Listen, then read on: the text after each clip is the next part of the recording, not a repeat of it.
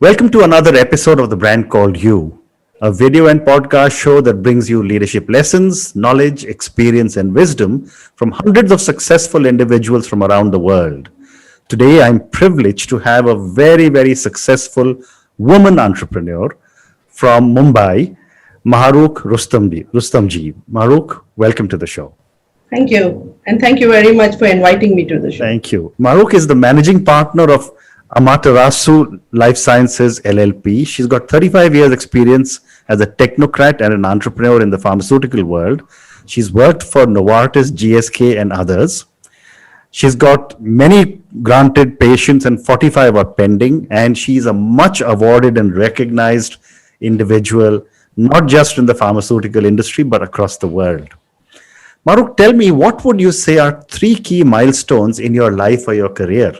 I think, first of all, the most important one, I think, would be to join UDCT or ICT when I decided to do my pharmacy. Mm-hmm. I think that was a key decision which had a major impact because, I mean, that institute itself had so much of reputation and all that it has helped me throughout my career. So I think that was the first one. It really was a good decision to do that. Mm-hmm. Second event was, I think, when I decided to leave my multinational cushy job and said I want to do something unconventional, different, and I want to be an entrepreneur. I don't want to keep on working in the corporate world. And that was in the year 1998 when I left and joined a very small company called Uttam Pharma doing technical marketing for the first time. Mm-hmm. I was a pure R&D person. Mm-hmm. And it gave me an opportunity to understand how companies work because I am a pharmacist. I did B.Pharm, M.Pharm and worked in the R&D and did lots of functions, but all technical functions within various companies. So I've never done an MBA. So I wanted to understand how business is done. Okay. And so I worked in that small company for 6 to 7 months and it gave me enough confidence to say that, yes, I can build my own business. And that's when in 99 started my first company with two of my friends as partners, which was called Rubicon Research Private Limited. And I think the third part is sometime in 2014. It was a difficult phase for me to, build a company for 15 years from scratch, to a large scale, and then to give it up is very difficult. Let me tell you that, because it becomes like your second, third baby. I have two children, became my third baby. It was very difficult and emotional moment for me. But I think I had a lot of support from my husband, family, and friends, and I took a decision to step back and say, no, I want to exit. It was very unexpected from everyone, and there were a lot of issues for the next 3 to 4 years. But I managed to exit, and then I set up this company. So I think these are the three important decisions I would say in my life, which I think at that time when I took them were difficult. But in the long run, I think that was the best thing to do because I am happy with them. Fantastic. And I'm very comfortable with what I did, and I'm very proud of what I did. So I think. Fantastic. So now let's talk about, Amaterasu Life Sciences. I'm not sure if I'm getting the pronunciation correct. Yeah, it's Amaterasu, which is actually a Japanese word. Okay. And it is actually the name of the sun goddess. So if you see in all religions, there are only sun gods. Correct. But this is a sun goddess. And since I am a Leo, I thought it fit me very well. Oh, what? And the implied meaning is it illuminates, it shines in the sky and illuminates heaven. And when you are into innovation and research, you need a lot of illumination. So I thought that was a good name. Difficult to pronounce, but I thought it was a very apt name. No, I'm glad I'm getting it right. I was trying to figure out because it sounded Japanese, but I thought maybe I've got the spelling incorrect. So that's why I checked. No, whenever I meet any Japanese pharma people, they're very thrilled with the name. Wonderful. Yes. Wonderful. So tell me about the kind of work you're doing at Amaterasu. Yeah. So basically, just to understand this, I think we have to go back to what I did in Rubicon. So Rubicon was built as India's first contract research company, pure research company, giving fee for service in the pharmaceutical or formulation development space. It was very unique. Okay. And when we built that, so that was a research company, and we built the teams and we built the infrastructure was a major part of it. And we built all that. We did some good research. We did lots of innovation for our clients and ourselves and all that. Now, when I exited that company and I was thinking of what I should do in Amaterasu. I was finding it very difficult. Of course, I was on a sabbatical for 3 years, in which time I wrote a book and things like that. But I went back to my institute. I went back to UDCity, ICT. And I started thinking that, okay, now I was almost 53 at the time, 53, 54. I said, what should I do with my life? I definitely cannot retire. So what I started, while I was thinking a lot, what I started doing is started to think about what I do not want to do. That was easier to do. Correct. So I was very clear that I do not want to put up infrastructure. I don't want that headache of running a lab every day and seeing that as light nahi, today no light, no water, people have not come. I don't want that day-to-day running this thing. But I realized that I want to do research. That is the first thing. So I want to do research, which at my own terms, what I do innovation. I get a high when I crack a problem. Let me put it this way. I don't drink alcohol, but I get a high when I crack a problem, when I get some good results. So I want to keep on doing that. And I think I'm pretty good at it. So I think I should do that.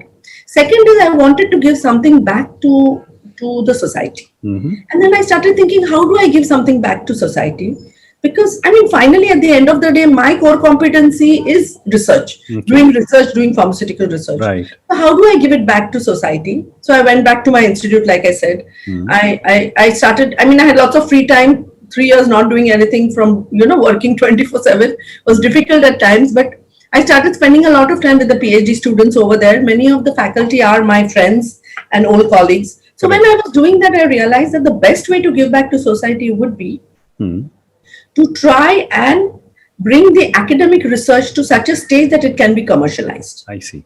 Yeah, because all these academic research is funded by the government. There are lots of funds which come from DBT, DST, all those. So it's funded by the government.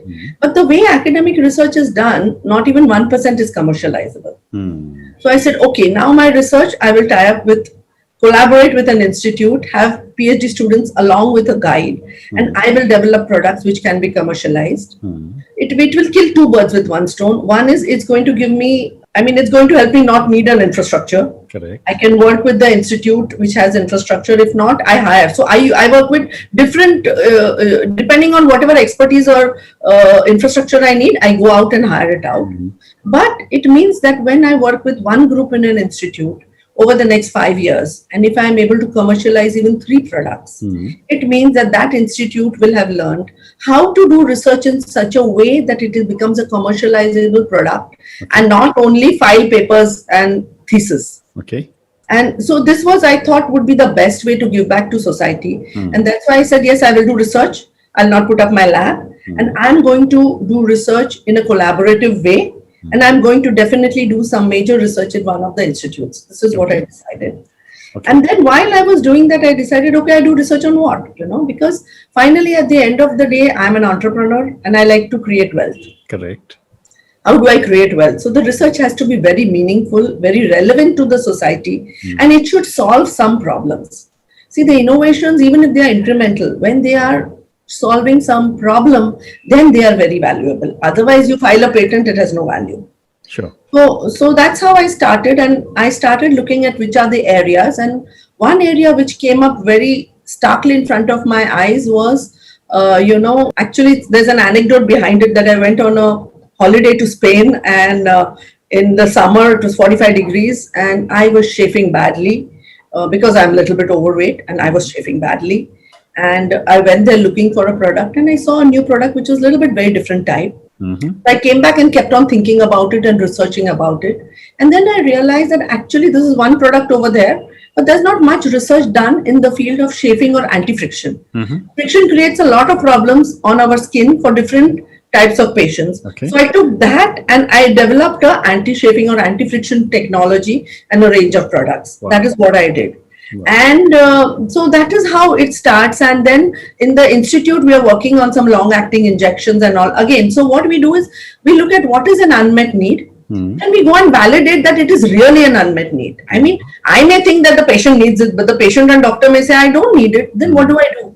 So what we do is we have a validation. We have a concept validation phase. So depending on the product, like if it is a very high-end product like injectable dosage forms, and I go and talk to doctors, maybe myself or through an agency. For the anti-chafing product, I use an agency to go and talk to dermatologists and to talk to consumer groups. So, and we get back with what is really the need assessment. Okay. Is there really a need for the product? After we validate the need of the product, then we start looking at the technology. I see. What is out there? Is it serving the purpose? If it is not serving the purpose, what really do you need to develop? So that is how we build the strategy around what is the type of technology, what is the type of market, what is the pricing, who are the consumer groups, what can they afford, what not. So for this, again, we take help of some experts. Wonderful. And then, and once that is done, then our job starts. Then we know what we want to develop, we know what pricing we want, we know what positioning we want. That is when our scientific work starts, when we start defining what is the design specification, what do I want in the product, and how am I going to measure it? Okay. That's very important. See, because whatever is benefit I'm going to give the doctor or the nurse or the patient or the consumer, how am I going to measure it in my product? Sometimes there are in vitro methods, sometimes there are in vivo or human studies or animal studies. So depending on that, we first develop the methodology. So we decide what are our performance parameters. We design methodologies to measure them, we benchmark them. And that's how we develop our product. So all the technology development happens in the background. But most important is validation of the concept and principle with the actual users, getting some marketing sort of scenario around it, getting some marketing landscape around it, and see whether we can really commercialize the product. Would it make sense for anybody? Actually, ours is not a marketing company. We are marketing these products because I did not find anybody who was very gung-ho about marketing it. So I started marketing it myself. And again, that's a new phase. I'm learning something new. So I enjoy doing that. So tell me a little bit about the kind of products that you have. So currently we are working mainly in 3 areas. One is, of course, the anti-friction range of products. So we have products for men, for women, for feet care. And we are developing now further products. So we also have a very important product called Soris, which is for prevention of bed sores. There is no product like that. It's a barrier product and it's working very well. We've just launched it 2 months ago, but the response from the consumers is really great and it really works well. So now we are developing products for immobile patients. That's one range, and another consumer products for the same target group that we have. Young men, women, old people who use our products. So everything related to friction and the skin, protecting the skin against friction, and what do you need to do it. And then further one is protecting and then treating the friction related. So that's how step by step we are developing various products. I guess something like this friction product would be very good in the hot season of India. Yes, because it gets aggravated with moisture and heat. So it's very, very, very well. And there's no product like that in the market. It wasn't, at least when I started the work. And we also realized when we set up the performance parameters and all that we are a very unique product, very different, and the properties are very different. So we filed a patent. And now we are trying to, the patent will get granted this year. Next year, hopefully, I think. Right. So that's where we are working. Second area, what we are working is, along with the institute, we have 3 PhD students at ICT. I work with Professor Padma Devarajan and her group, and we are together developing a range of what we say long-acting parenteral or injection products. So 2 are in the Alzheimer's and dementia space, and 1 is in the malaria space. The malaria space is a very interesting one injection therapy. Which was developed by them at a certain level, and we have taken it forward and we are developing it further. So that's a very different, that's a long-term basic research. It's a long gestation period sort of a thing and a lot of investment. But along with that, along with the institute, I also have a partner from US, a US company, and me together, Amaterasu, together we developed this product. And so Amaterasu brings the technology development along with the institute partner and manages all the development work over here. But our partner in US, they bring all the regulatory and the business aspects, and they actually will get the funding. After a certain stage, we'll get funding. So they help us. So they are regulatory experts and development experts, but more regulatory. So we are working with them, and we have already filed 1 pre-IND, and now we'll be filing 1 IND soon. Wonderful. So they help us with that. And so like that, in fact, the first year in Amaterasu, I just set up these models of engagement. Because if I want to do this, I cannot do it alone with the institute partner. So I have set up this collaboration, and I spent, I think, 6 months with my lawyers, setting up the thing so that it works well and looking at all scenarios. And there's another partnership which I have where I'm developing generic products for the US market, but these are complex products like topical products and injectable products. So, which are Me Too products. Whereas what I do with the research with the institute are innovation products. They are first time in the market products. So, they require a little bit different regulatory approach. The science remains the same. Science doesn't change, you just apply it in a different way. Okay. So these are all the research. Fantastic. So let me move to some more questions for you. Mahrukh, you work for large pharmaceutical companies. You're a researcher at heart. You love to solve problems. You're building an amazing business.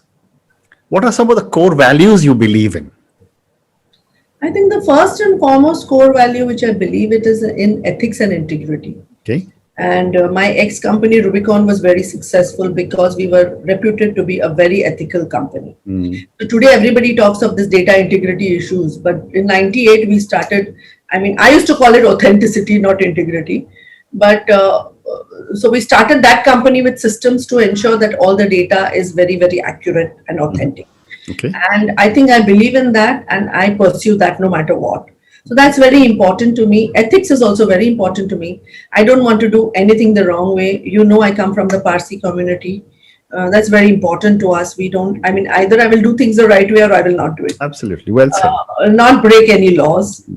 I remember when I exited the business, there were lots of issues when we were trying to exit, but lots of agreements refused to sign till I could ensure that I'm going to follow it. So if there was anything in that which I could not follow, I refused to sign. Fantastic. That is the way I work and that's the way I think. Fantastic. Yeah. So you lead such large teams of people. What would you say is Mahrukh's leadership style?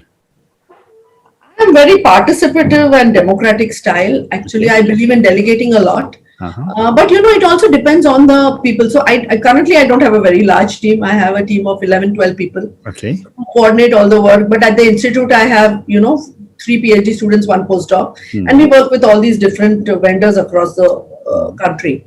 But so what happens is that when I'm working with somebody who is just a fresher and who has joined our company, then it's more of a very coaching type of leadership. Correct. And there is much, very high support and high direction. But we are marketing and we have 2 very senior professionals who are heading our pharma and OTC marketing. With them, it's a very, very low support, low directive, sort of thing. Right. It's just a target setting and business review and what is going wrong and what do you need from me, that sort of a thing. Right. So overall, I think it's a very participative and democratic process.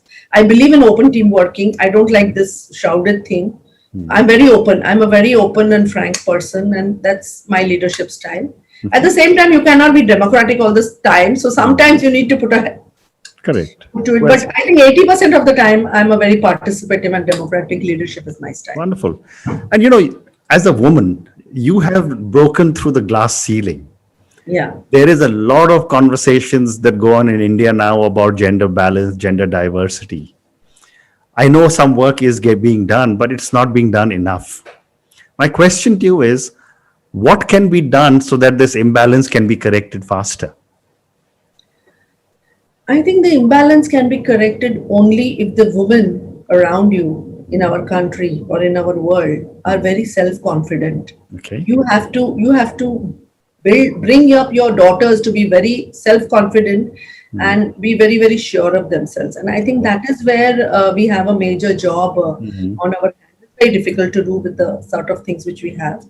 And I do know that when I joined the industry sometime in 1985 also, I've gone to interviews where I've been told, you will get married and just sit at home. So we don't want you. Okay. And I've always told them, do you want a good candidate or a male candidate? Oh. The commitment which I bring, you will not get easily. Correct. So, it was that ability to tell them that it's fine if that's what you think, but it's not right. And I know what I'm doing. So to be able to do that at the age of 22, 23 requires that self-belief. Yes. And I think that is very important. That's the most important thing. So, that's a core of it, and then you have the other planet. Getting the opportunity, taking an opportunity, taking risk. These are all other things, around. He has different abilities there. Well said. So, Mahrukhh, I'm now going to move to the last part of our questions, which are some questions for you personally. Yeah. Such an amazing career. You've done such amazing stuff. What does success mean to Mahrukhh?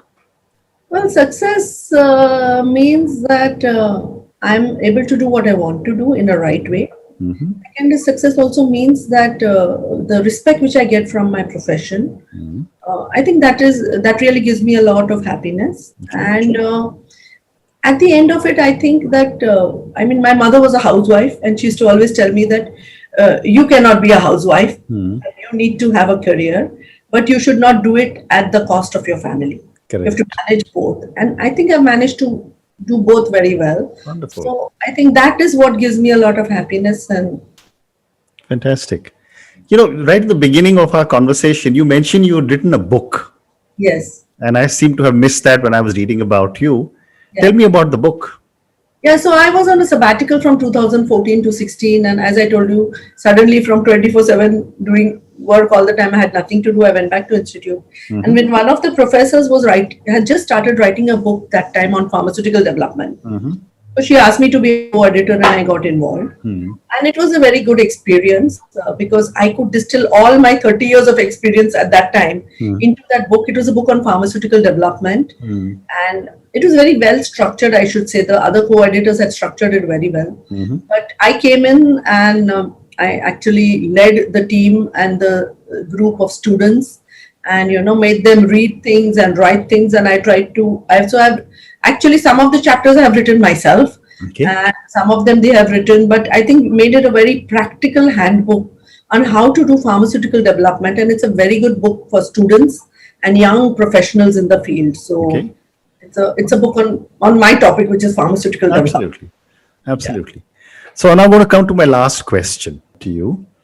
And, I'm going to come back to you as a pharmacist who's done so well in life. I worked with thousands of pharmacists in my journey as guardian. What would your advice be to a young pharmacist, just qualified B Pharm, D Pharm, coming out, starting a career, looking starry eyed at Maruk and saying, look at where she's reached? What would your advice be to them? First, I would say that try to understand yourself. Try to understand what are you passionate about and what do you enjoy. If that is the case, then you will push, because I mean, everything is not very easy or rosy. So you need to keep on pushing. So if you have that passion in you, you will keep on pushing. That's the first thing. Second thing is, there are no shortcuts. Okay. There are no shortcuts to hard work and perseverance. I mean, if anybody believes that, it is wrong. And I see also a lot of young people are very, especially when they come to do research, I find that they're very superficial. They don't go in depth into the problem and understand the science and understand what is happening. And they feel that they will go on Google and read a few papers and they will know anything on a subject, which is so wrong. So I think go very in depth and be very, very, meticulous about your work. Don't take it so laxly. Okay. If you do that, you reach wherever you want to reach. Wonderful. So I'm going to ask you one more question. I have time for one more question. And, this question is that if you, Maruk, were a role model to millions of children who closely followed you and your life choices, what is the one thing you would change in yourself? Only one thing I would change. I think I am by nature, or my way of, my attitude or my way of thinking is this, that anybody who's in front of me is a good person Okay. and is well-meaning, unless I see anything to the contrary. Okay. And I think sometimes, so I trust people very easily. I believe people very easily. And I think that has created issues for me. So I think that I don't think I want to change it, but I try to be a bit more vigilant. And I would tell people that try to always check out if the person in front of you is as genuine as you are. I Wonderful. think that is one thing which I would change. Fantastic. Maruk, thank you so much. It's been such a pleasure speaking to you. I wish you and Amaratsu lots and lots of luck and success. Thank you very much, Ashutosh. Thank you for this opportunity. Thank you. Thank you.